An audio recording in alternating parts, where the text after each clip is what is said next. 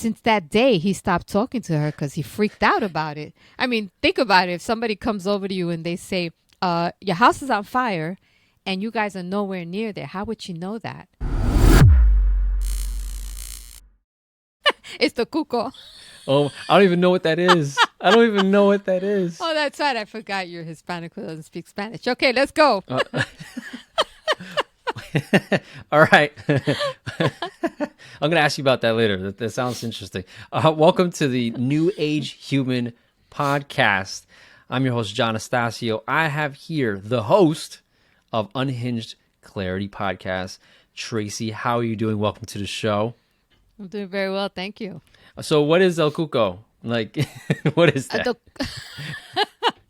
El cuco is a Spanish way of saying the ghost, the boogeyman. Okay. So now anybody that's listening that knows I'm Spanish is going to be like, how did he not know that? You know? Because he's one of these Hispanics who doesn't speak Spanish. Yeah. What do you call it? Sometimes I say el falso riqueño or... El falso riqueño.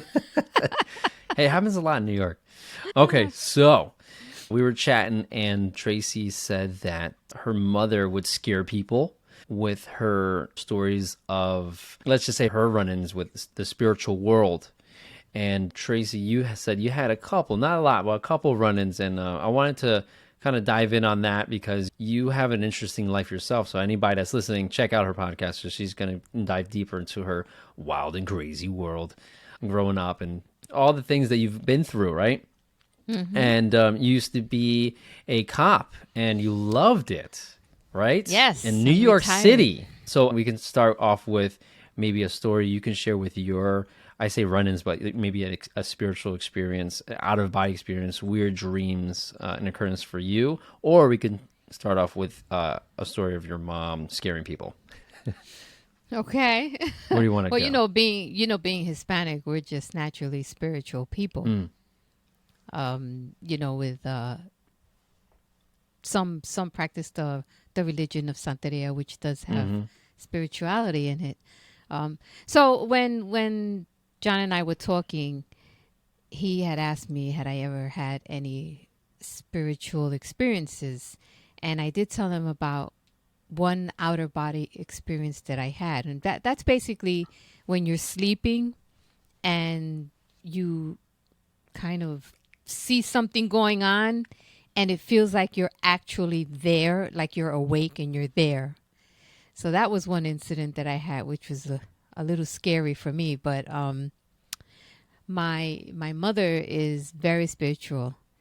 She connects to the point where she used to practice it more back in the day. But anyway, I digress. Let's go back. Mm-hmm. My mother used to have friends that she would feel things coming on. And one day she had mentioned to one of her friends, she had asked him basically, how is everybody doing in your house?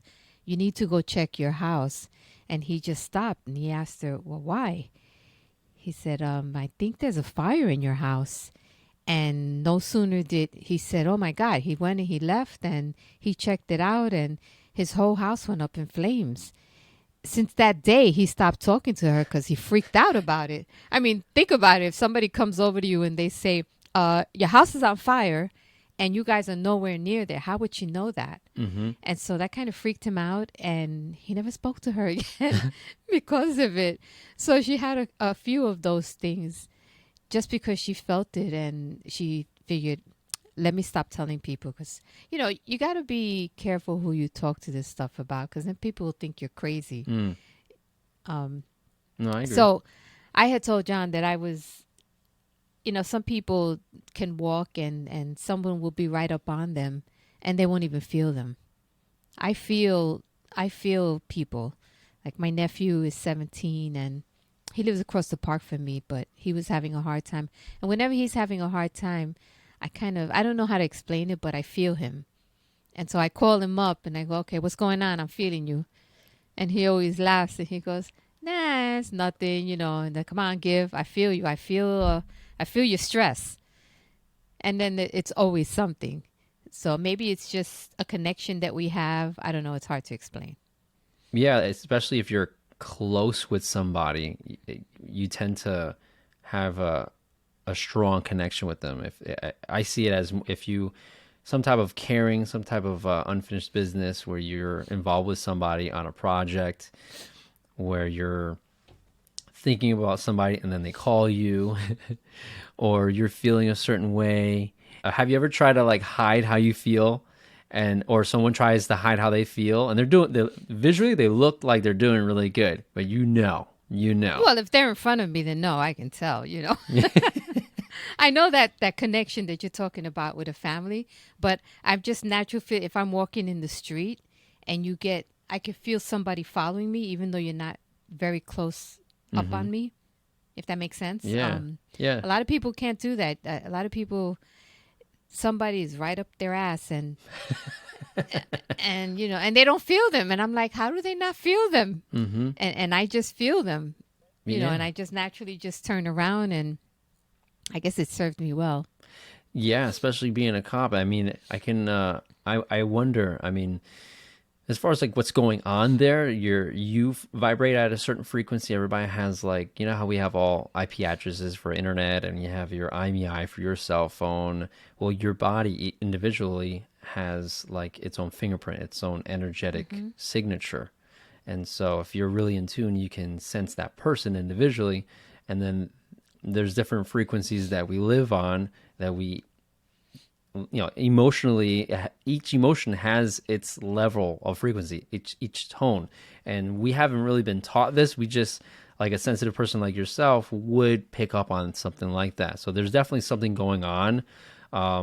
You have an energy bubble, let's just say. They call it, it's in the shape of a toroidal field, which looks like a donut. And your body has one, and your heart has one. And they all have a certain distance that they go out. And I believe the heart one, see the heart one or the body one goes out 6 feet. Oh, so remember that. I never heard of that. Remember that distance. And if you want to look this up, look up, search Heart Math. It's an organization that literally like that's what they spend their time on, like understanding the heart, and they put all kinds of science into it and monitor and do all kinds of experiments. Sounds cool. Yeah. Getting back to when you were a cop, and I can only imagine what it's like to be an empath or someone that's empathetic and sensitive to people's emotions, and you can identify it. It's almost like you had to work extra hard, at least for myself, I'm speaking for myself, extra hard to manage your emotions and then identify yourself outside of someone else and separate that.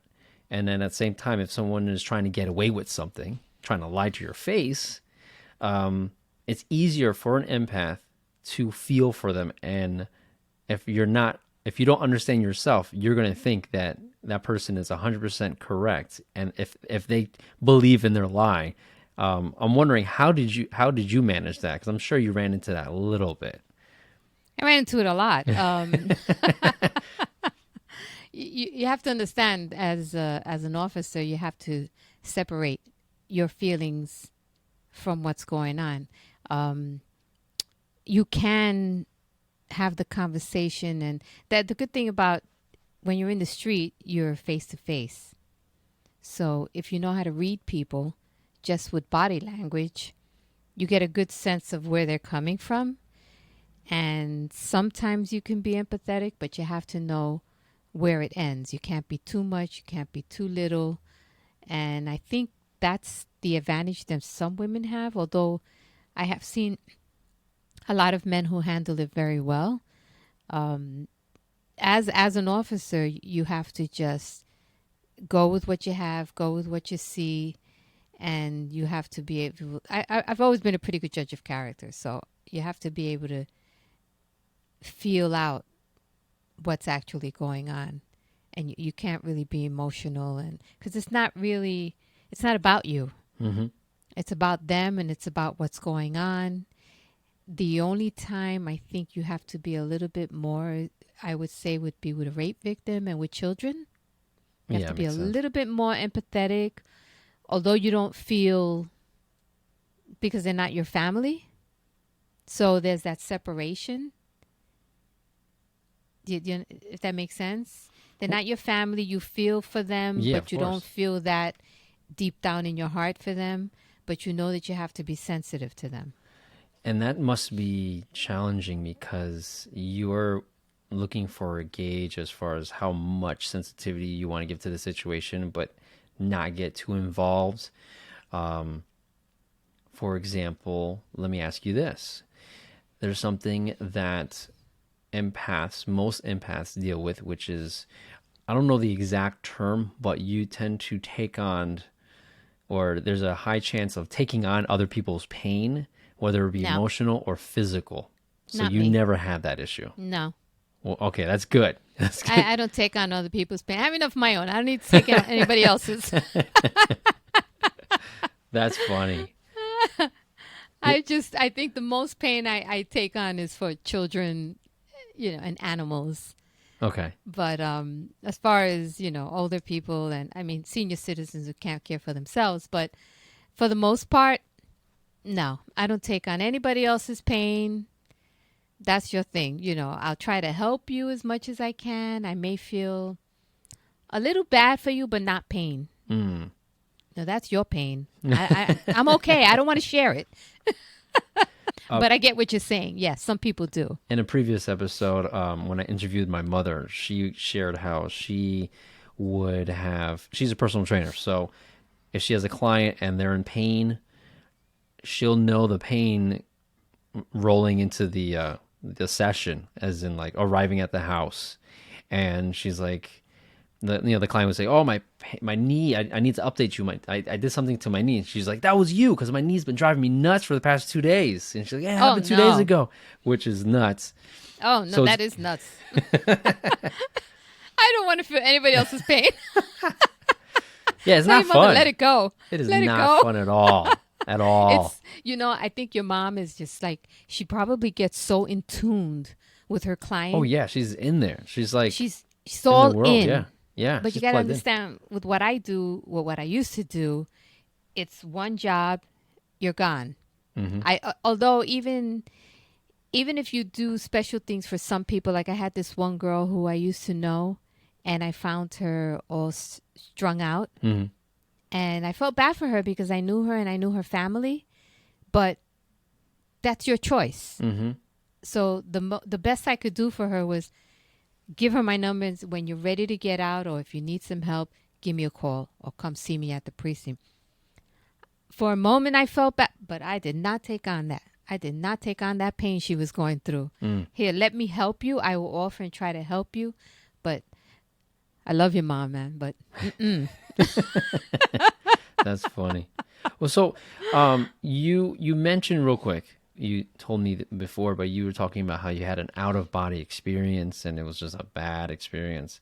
Are you comfortable sharing that, or do you want to just speak to the bullet points to that? Because it sounds like it was a really bad experience, and I don't want you to relive that. No, not at all. I've had one or two, and they were just like freaky. I had one that I thought this is when I was much younger. I felt myself get out of bed, and I was trying to leave the room. And as I was trying to leave the room, I felt like somebody grabbed my nightgown and was pulling me in. And that was a little freaky and a little scary, because I think I was in my 20s. And then right now I'm an old lady, but I think I was in my 20s. And that kind of freaked me out. But, I spoke to my grandmother, because my grandmother was really involved in spirituality and the whole bit. And that's what she told me. That was an out-of-body experience. And I'm like, whoo, that was freaky, Yeah. And then the other time it happened, it was just kind of looking down on somebody. And I think the things that happened to me recently, and I attribute it to anxiety, where, if I'm sleeping and I feel myself running, and I think a lot of people have these things, I feel myself running and the danger is coming at me. All of a sudden my heart starts to pound and I can't talk. I'm yelling in my sleep, and all my husband is hearing is, At first, I've been married 32 years, and at first he was looking at me like, what the hell? And now he just kind of moves me and it wakes me up. So But that's the protocol, just kind of move you? Is just it like a move me. push, a nudge, a shove? It's usually just a nudge. He goes, but sometimes he really has to, nudge me. You don't kick him in your sleep, do you? No, no, no, no. I'm very still sleeper, but but I usually attribute that to anxiety. I mean, I don't know. But then I try to go back and say, okay, what am I going through? What's bothering me? Mm. Because it doesn't happen all the time. Yeah. I mean, I'm the one that has some crazy dreams. I won't, sometimes it's just like each morning, it's like I tell my wife, hey, I had a crazy dream. And it's just like another story. And she likes to hear the stories because it's like movies. It's literally movies. Oh my God. And you remember all of it? Oh, yeah. And if you want to remember your dream, right, you have a limited amount of time from when you wake up. So if on average I have like 2 to 3 plus dreams, but you remember the last one and then the other ones are slowly fading away. So the technique that I did, if you want to start remembering your dreams, is you immediately if you're listening, she's shaking her head. She's like, no. Well, I could tell you a story. One, just start writing down your dream, because I believe that there's a message that you're being told. Oh, I agree. Right? And so I write it down, and it's like think of a tree, right? And think of a tree, and each branch, each leaf is like, each leaf is like a dream. And when you start to describe one leaf, so to speak, you'll notice that it's connected to a previous branch, right? And so as you describe it and write it down, the memories will start kicking in. So I've had a dream, and I'm like, I know I had a couple, but I just remember like the last bit of the most recent one. I start writing it down, and then I'm like 4 dreams in. So all my notes, I have a journal. All my notes start from backwards of most recent to the start of, I guess, me falling asleep. Oh, and, interesting. Yeah. So, Tracy, you agree that your dreams are messages of a learning lesson? What are your thoughts? I don't know if it's a learning lesson, but I think your dreams have something to do with your inner thoughts, and it's connected to something that's going on with you, or something that is to come, or there is some connection. And the funny thing about it is that I was goofing on my mother the other day, because she says, oh, I had this dream, and she's telling me this dream, and then she goes back to sleep, and she picks that up. I said, who the hell picks up on a dream that they just had? And she goes, well, I don't know, but I do. My mother's she's a strange bird. She's so good mentally. If you give her butter and you tell her it's cream cheese, she will actually taste cream cheese. Wow. I'm like, okay, you're just too good for me, but no, that was butter. How do you taste butter and you call it cream cheese? But she's one of those people that she ends a dream, she's up 15 minutes, she goes right back into it.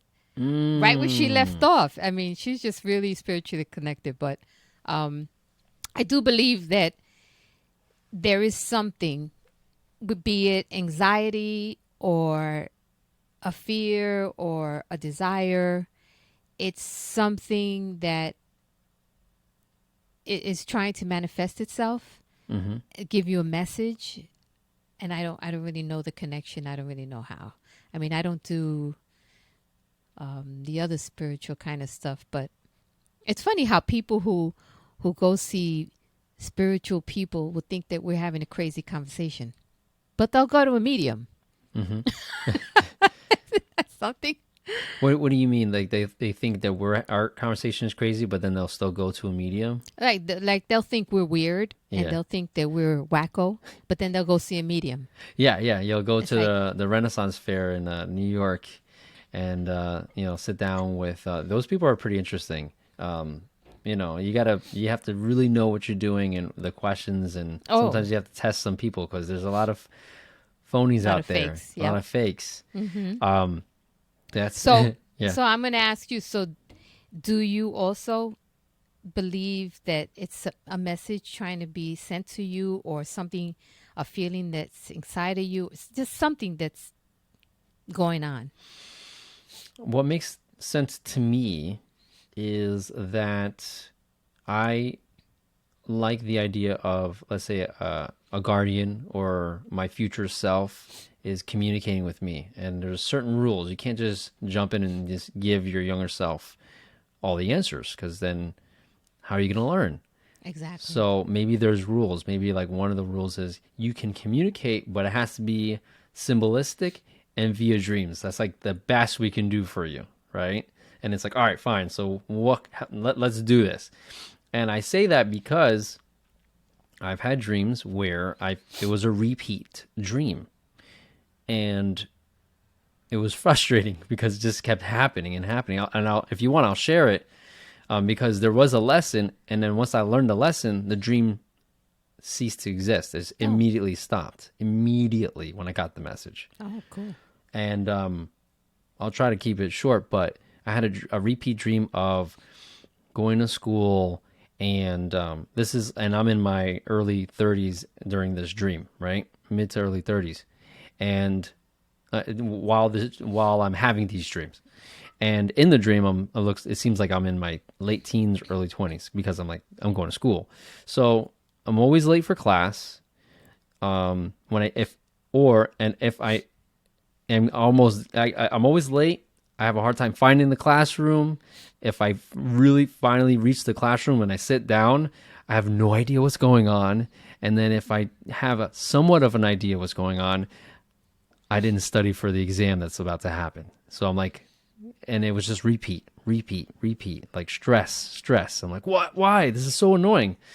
So what was it? Well, I had one dream that it was like my higher self said, he's not getting it. We're just going to go to the extreme. We're going to hit him where it hurts. We're going to hit him where it hurts. And I had a dream where I was going on vacation. It was like me and my mother in a car. We're just driving. And then all of a sudden I realized, oh my God, it's going to sound weird, but I'm late for my test flight for the new spaceship that's going into outer space. Random, right? But as a child, I've always wanted to go get onto a spaceship and fly into space and go to different planets. Like that's like a childhood dream that's like, it's just in the back of your head. Right. And so I was like, oh my God. And I was one of the few people that was chosen to go. And I'm like, there's no way I'm going to make it. Like it's not happening. You're already about to be on vacation. You can't go home, change, and go there. There's no way. And I woke up in a cold sweat. I'm like, no, I want to go to space. No. I was so upset. Like, I was just like, I had so many dreams, so many things I wanted to do, right? The things you could do in space. And then I was like, okay. What is going on? Like, I can't. That sucks. If that ever happens, that just no. Something needs to change. Can't let that happen. And the reflection was that the way I was going with my life, with work or personal business, I was not taking the time to prepare, to plan ahead. I wasn't planning ahead, and I wasn't focused on like a specific goal. And I realized that I was very scattered. And I would just approach the day as it came with a general idea, a very vague idea. And so I'm like, all right, cool. I'm going to plan ahead. Okay, so, I'm going to, at night, in the evening times, I'm going to write down my to-do list, what I want to accomplish the next day. And I'm going to have what I want to do for the month and for the quarter, for work, for business and stuff. And I made a plan, and then I started to work that plan. And then I realized that dream stopped, and then other dreams started happening. So I'm like, all right, now I got to figure out those. But it was cool to realize that, like, I finally got the message, and now it's more exciting to write down and explore the other dreams. Maybe it's more messages. It's like, all right, so you got that one. Okay, so what else is there to learn, So I thought that was extremely cool. That is pretty cool. I mean, excuse me. I recently said to my mother, I have a lot of deja vus. And she laughed, and I go, I hope I'm not repeating this life because, that would kind of suck. I want to die and do something else, I still want to come back as a Hispanic woman, but with a little bit more money. Don't have to work so hard at it, but I said, it's like the movie that it keeps repeating. I'm like, I don't want to keep repeating. Like Groundhog's Day? Yeah. Like that movie there. And I said, so, it's like a deja vu. Like, I've done all this before. I want to know where it ends, how it ends. Let's get moving here, Maybe we could skip a couple of steps, Where did I mess this up? Or I had to have messed it up. That's why we have to do it again. Yeah. And she laughs. She goes, I don't know. Maybe, Who thinks of that, It's interesting how you mentioned that. I was having a conversation with somebody, and we were talking about reincarnation. Do you believe in reincarnation? It sounds like you do. Okay, cool. I do. Mm-hmm. There was a movie that this guy starts out with this guy who was a clear womanizer. He was taking advantage of whatever woman, not being respectful, let's just say, and he was taking advantage of his position at his job. And then his life gets interrupted. He dies, and then he gets reincarnated into a woman's body, and for some reason, someone messed up, and he has his memories. Like, he still thinks he's a dude. Was this a movie? Yeah, it was a movie. Oh, yeah. I think I remember that. And I think it's like an early 90s movie, too. I got to find the name of it. I think I remember it. Uh-huh. And it was funny because that goes along the lines of what people believe in with, like, the whole karmic cycle, where if you do something bad in this or negative in this life, you're going to probably be the victim of that same wrongdoing in the next life. And if you are being the bad end of that stick now, it's probably because of your past life. So it's like there's that extra incentive to be a good person, and find out what does that mean. I don't think that I was a bad person, because I'm not a bad person today. So if I'm reliving my life, I've had a great life. I really can. I mean, I sit there and I talk about, I had a good life when I was a kid. I had a great life when in my teens. Oh my God, I had an even better one when I was in my 20s and my 30s. And the older you get, it just gets better. My 40s were amazing. Oh my God, did I party? Oh my goodness, when I was in my 20s. But then, I joined the police department late. I was almost 30. And that kind of slows you down, because at that point they control your movements. There are a lot of restrictions, as much as people think there aren't. There are a lot of things that you can't do. And so into my 40s, I had a great 40s. I had a great 50s. Yeah, I'm in there. I'm in the 60 numbers, Hey, I can't even tell. If you're watching this, you probably won't be able to tell too. If you're listening, she sounds really young. Actually, Sunday is my birthday. I'm going to be 62. What? I'm going to be 62. And my goal right now is getting the body together and saying, this is what 62 looks like, So I always said that. I said, in my 60s, I have to have the best body ever, and I'm like really chugging along, hoping that, I'm trying to get it there. But I'm like, I don't know what I could possibly be repeating, because I'm not ugly to people. I never have been. I'm probably the most polite person you're ever going to meet. Even when men used to come hit on me, you know how girls get all stupid and everything, and they just don't know how to turn a man down nicely. I would always be the one that was, no, thank you. Even now, no, thank you. I'm married, but thank you. And they look thanks. at you like, why is she thanking me? Because most women would just either shut down or they'll say something stupid.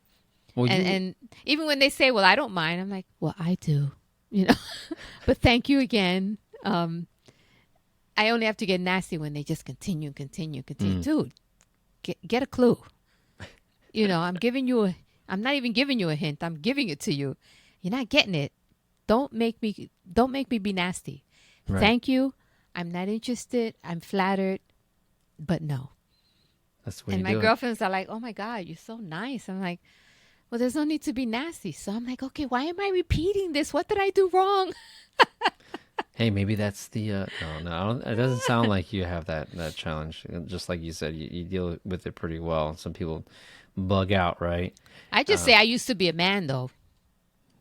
You know what? I might have been a guy Why? because I'm going to tell you why.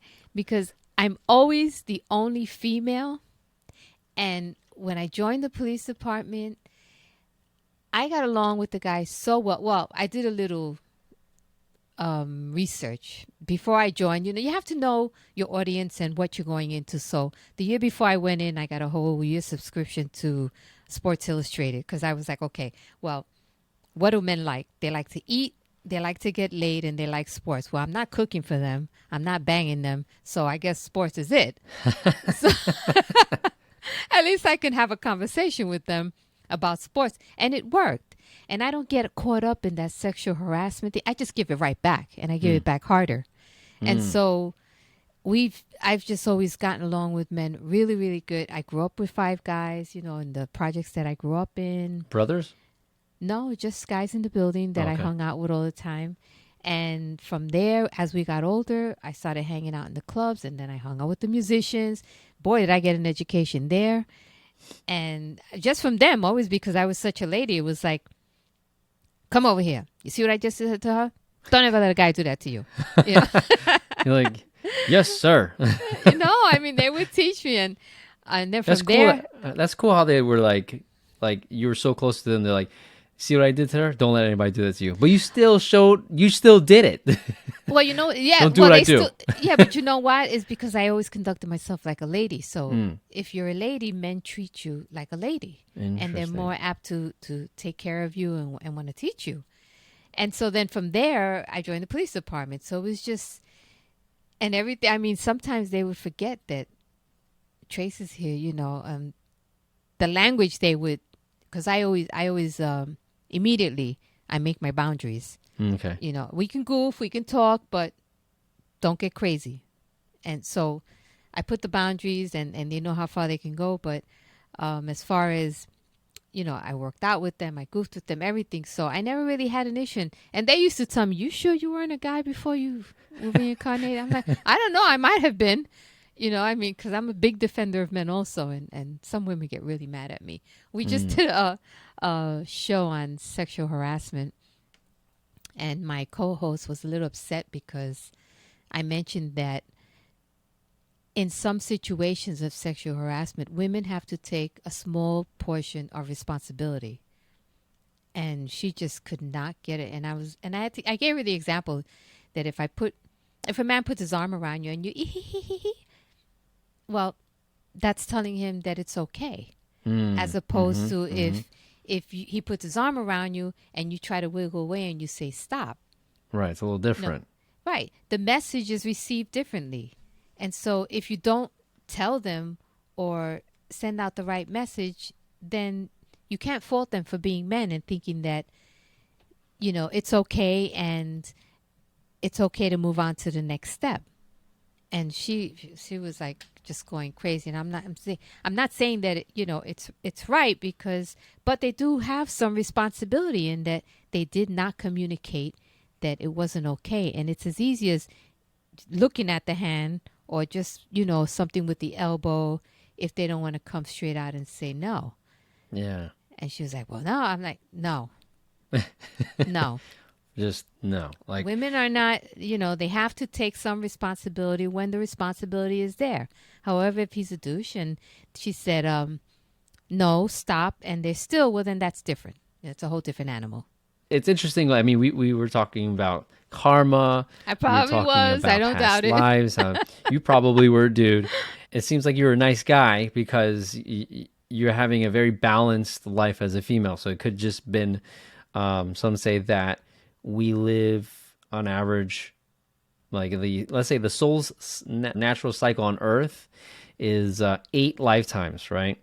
4 as a female, 4 as a male, and some people might be at the 2 and 1 or the 4 and 1, and so they'll have some. You know, if you've been a male for 4 times in a row, and then now you're a female, like a lot of that's going to carry over because you have a lot of soul history as a dude that's just coming out, you know, and something you might be interested in hearing about this, and I wouldn't be surprised if you haven't seen it because you weren't a detective, right? No, I was a sergeant. Okay, so apparently, and you can look this up. I don't have any references, but I'm sure there's like That's a bunch okay. of it. You, when you get reincarnated, a lot of your facial structure carries over into the next life. So much so that people have been identified using their current face with their supposed history and the crime associated to that, using facial recognition software, which is Pretty crazy interesting. Yeah. and interesting. It's crazy Yeah. Yeah. because Yeah. it's crazy if you haven't heard of it before, and very interesting if it's intriguing. So it sounds like you would probably ask somebody that you know who's a detective, and you're like, "Have you heard of this?" I'm curious if you can get back to me on that. If you still are in touch with anybody who's a detective, I'm very Oh, curious if they're into that. I could probably ask someone who's maybe using the facial recognition because that's relatively new.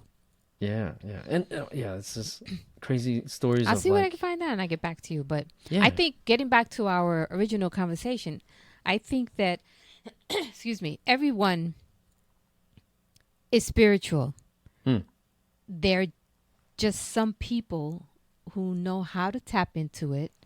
They're not afraid to tap into it, whereby other people, things will happen and they just blow it off as, it's just, or they do feel something, but they're afraid of it, which I don't understand why you would be afraid of it because it's just, it is what it is. It's not there to hurt you. There is a message in there. There is some kind of message trying to tell you something, you know. We're just not, the people who are afraid of it are just not keying into it. And I think people like your mom, that's pretty interesting. She really has a deep connection, and my mother as well. Because my mother can tell me about people that, oh, this one's on her way out. And the minute she tells me that, like a month later, they're gone. that's You know, it's got to be stressful to have that information and be aware of that because now you just see numbers on people's foreheads. she doesn't look at it that way. She looks at it as, if they're friends of hers, she'll go and say goodbye and not telling them she's saying goodbye. She goes and makes it a point to visit, knowing that that's the last time that she's going to see them, but she doesn't tell them that because of past experiences. People don't want to hear it, No, you know? no one wants to know that. No, some people do, but I mean, it's if someone was able to tell you like when the day is going to be, would you like to know? I don't know. I've thought about that sometime, and on the one hand, yes, so that I can get in everything that I've ever wanted to do. And then on the other hand, maybe not, because then I could prepare for it, but then how could you really prepare? I mean, I don't know. I've thought about that. I Do don't you, know if I'd want to know. do you feel that if you did know and someone told you, do you feel like it's possible that you could change that? If no, Like, do you I believe, so you believe in fate? Like that's it. I believe that we're here for a reason. We're here to do something. And then once you get that accomplished, you go. It's time to Mm, go. That's why when people say, oh, but he was just a baby. He wasn't here for him. The baby wasn't here for the baby. The baby was here for someone else. And whatever that lesson that person had to learn, they learned it, and it was time for the baby to go. As I don't know if that sounds crazy or not, but I believe that. I believe that we are all here for a reason. And once that reason has been accomplished, time to go bye-bye. And it's not always for you. It could be for somebody else. mm-hmm. You're here to teach because everyone that you meet in your life, there was a reason that you met them. And like you know how you can have some past girlfriends and you say, wow, I wonder what they're doing now. It's like, ooh, what did I see in her, It wasn't for you, it was for her. Whatever the lesson is. And I know that because everybody you touch, everybody you meet, you do touch in some form or fashion. Some people may not believe that, but that's what I believe. I believe that everyone you meet for a reason, and it's not always for you. Sometimes it's for them. I agree. And when your time is up, you've taught or you've done what you were supposed to do, then you go. Well, I just hope that when I always say I hope that when I'm done doing what I came to do, just let me have a good night with my husband, good meal, and just, Don't don't let me get hit by a bus or, don't make it painful, Hey, some people want to go out like a party, like an explosion. Like, I want to go out like crazy. So, have a good night, just have a good day, have a good night. And, let me go lay down. I'm tired. And then, no pain involved, nothing like that, have a good, exciting day that it was like, man, that was a good day, but I'm tired now. So I'm going to go to sleep. And then, boop, that's it. Yeah. Yeah. I mean, a lot of people want to go out. This is what I believe. I believe that, and there are other people who don't believe that. I've spoken to some of my friends, and they're like, "Yeah, well, no," and I'm like, "Well, okay, you believe what you believe, and I believe what I believe." Mm-hmm. I agree. Well, speaking of ending your life journey, I'm like, really, we're gonna end like that? We're gonna end at that note. But I've had this was a fun and interesting conversation. We were talking, and you're like, hey, I got like one or two stories. I'm like, we're gonna talk about some stuff. I'm gonna ask you some challenging questions, and you came through, and it's interesting to see your perspective, right? And we started, and I said, I don't even have 10 minutes worth of conversation. Yeah, exactly. You get me started, and I'm off and running. I was like, I am not worried. We've had a conversation about emails, and yeah, we're good. We're good. All right. So I know that I introduced you as the host of Unhinged Clarity Podcast. If anybody wants to hear a little bit about you and your story, tell us where we can find you on social media, your site, and what you're working on. Well, we're working on different kind of things. I just finished editing our sexual harassment story. What we try to do is I'm conservative, and my co-host is very liberal. And we try to have conversations where we agree to disagree or reach a middle ground. And our conversations are done not scratching each other's eyes out or tearing each other down. I would think you'd have enough of that. But it's a communication podcast where you can see, even though you don't agree, even though some of these things are really controversial, we're not tearing each other down. And the past few episodes that we've had, we've kind of agreed, and we just did a good show that if you're really interested in listening, it was pretty funny. It's about weaves, fake nails, eyelashes, just the crazy things that people do to be beautiful, and the booty. And in our show also, we try to give some history and some facts, and people are learning a lot, and they're kind of enjoying it. So if you're interested in listening, I hope you do. It's called Unhinged Clarity. We drop every Wednesday a new show. If there's something that you'd like to hear, you can send us an email at Trace, Trace, and the word and, A-N-D, Barb, B-A-R-B, at unhingedclarity.com. Cool. And you can find us on Spotify, iTunes, everywhere. I met this young man at Podfest. We clicked right away. I knew he was a wackadoo just like me. No. Wackadoos unite. Let's go. That's right. Hey. All right. Thanks for coming on. I really appreciate you. Thank you for having me. It was fun. Thank you for having me.